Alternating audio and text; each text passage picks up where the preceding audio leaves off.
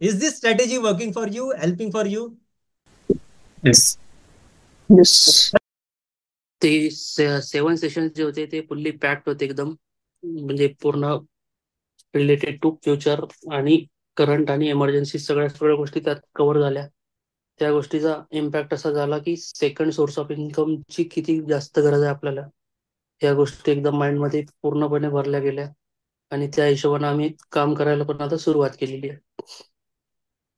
म्हणजे त्या आणि इमर्जन्सी फंडची किती गरज आहे ते पण त्यातून चांगल्या प्रकारे माहीत पडलं. त्याच्यानंतर फ्युचर प्लॅनिंग, लोन्स वगैरे, क्रेडिट कार्ड्स या जंजालमधून कसं बाहेर निघायचं, या पण गोष्टी तिथून हे झाल्या. तर आता मी त्याच प्लॅनिंग मध्ये, त्याचा इम्पॅक्ट म्हणजे माझ्या लाईफमध्ये असं झाला.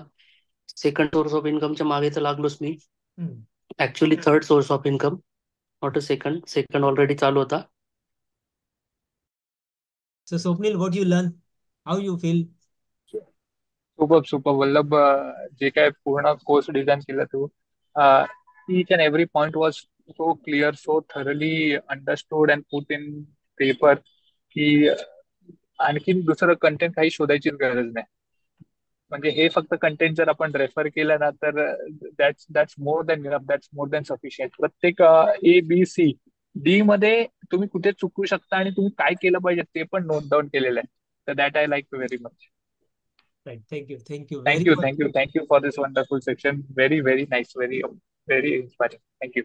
Thank you. प्लॅनिंग कशी असली पाहिजे ऍक्च्युअल मध्ये स्वतःसाठी किंवा आपल्या पोरांसाठी झालं किंवा आपल्या आई वडिलांसाठी, कशा प्रकारे आपण प्लॅनिंग केली पाहिजे, या सगळ्या गोष्टी माहीत पडल्या याच्यामध्ये. मग हेल्थ साठी झालं, मग पुढचे जे आपले प्लॅन्स त्याच्यासाठी कशा प्रकारे आपण प्लॅनिंग केली पाहिजे, इन्व्हेस्टमेंट केले पाहिजे, आणि इन्व्हेस्टमेंटचे किती किती सोर्स आहेत त्यांना ट्रॅक कसं करायचं. मंथली झालं, मग ते इयरली झालं, क्वार्टरली झालं, ज्या गोष्टी माहीत पडल्या तर खूप आवडलं मला. Thank you. Very good. आपल्या ज्या हे आताचे 22 फंडामेंटल्स ज्या होत्या त्या पण खूप इम्पॉर्टंट रोल प्ले करतात. पैसा डबल वाल्या स्कीम मध्ये हर्ड मेंटॅलिटीवर जायचं नाहीये. मेंटर असायलाच पाहिजे प्रत्येक गोष्टीमध्ये आपल्याला.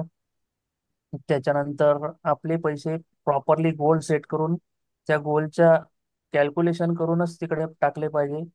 जे आपला रोल आहे, रूल ऑफ 72, त्याच्या हिशोबाने त्याचे कॅल्क्युलेशन करून किती दिवसात तुमचा पैसा तुम्ही, म्हणजे जो आता इन्फ्लेशन रेट लावून तो त्यावेळेस किती होणार आजच्या रेटनं, तर तो कॅल्क्युलेट करून त्या हिशोबाने गोल सेट असायला पाहिजे आपले, की त्यावेळेस आपल्याला तेवढे पैसे लागतील. तर आजपासून त्याची प्लॅनिंग असायला पाहिजे. आजच्या नाही तर फ्युचर रिस्क काय आहेत त्या माहिती पडल्या.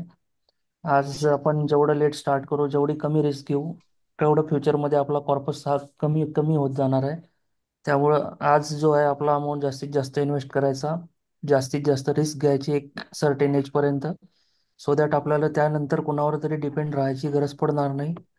In case of any sudden काही ऍक्टिव्हिटी जर झाली आपल्यासोबत आणि आपला पैसा जर त्यावेळेस लॉस झाला, तर आपला माइंडसेट आणि आपल्या स्किल्स आपल्याला तो पैसा पुन्हा मिळवून देऊ शकतात. त्या एजमध्ये पण आपल्याला we don't have to worry about it. हे पण इथून आज माहिती पडलं की बाबा, टेन्शन घेऊन परत हार्ट अटॅक आल्यापेक्षा माइंडला कामाला लावून आपण पुन्हा तो पैसा घेऊ शकतो रिटर्न. आपल्याला कुठे फोकस केलं पाहिजे, काय फोकस केलं पाहिजे, कुठल्या पार्टमध्ये इन्व्हेस्टमेंट केली पाहिजे, कुठे आपण चुकतोय, काय राईट ट्रॅक पकडला पाहिजे, ते सर्व क्लिअर झालं. आणि त्या पार्टमुळे ऑलमोस्ट एवढं क्लिअर झालं होतं की त्यामुळे एक हालचाल जी पाहिजे होती ती स्टार्ट झाली त्या गोष्टीमुळे. तो असं होतंय. इम्पॅक्ट होता म्हणजे तो खूप गरजेचा होता. तुला हेल्प केला तुझ्या याच्या पूर्ण जर्नीमध्ये, फायनान्स जर्नीमध्ये. भरपूर. Okay okay. Thank you. Right right first day पासून मी सांगतो, म्हणजे जसं जसं मी जसं मला जॉईन केलं, पहिला जो वे ऑफ थिंकिंग होता किंवा त्या बाकीच्या गोष्टी होत्या, हा होता सेव्हिंग करायचं, असं करायचं, हे करायचं. आपण नॉर्मल लाईफमध्ये तेच विचार करत असतो बाबा आपल्या सोर्स ऑफ इन्कम आहे त्यातच सेव्हिंग करायचं. पण नंतर असं फर्स्ट डे नंतर जेव्हा आपण सेशन झालं किंवा झालं, एक्सपेन्स कुठे नाही करायचा, फ्युचरची प्लॅनिंग कशी करायची आहे, म्हणजे रिटायरमेंटची प्लॅनिंग पासून आपण सर्व विचार करायला सुरुवात केली त्या गोष्टी बाबतीत.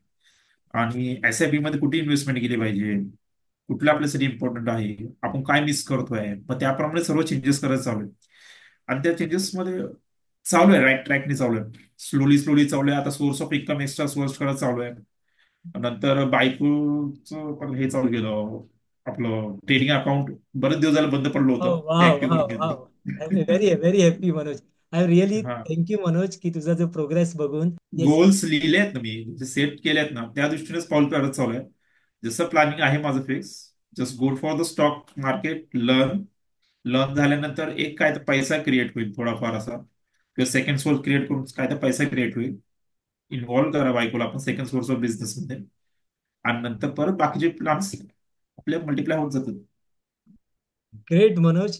आणि म्हणून मी बोललेलो आहे की मला बोलतात ना की तो मी प्रोग्रामच तसा डिझाईन केलेला आहे फायनान्शियल. बोललं ना की फाउंडेशन जो ब्लू प्रिंट आहे ना, ऍक्च्युअली ब्लू प्रिंट आहे.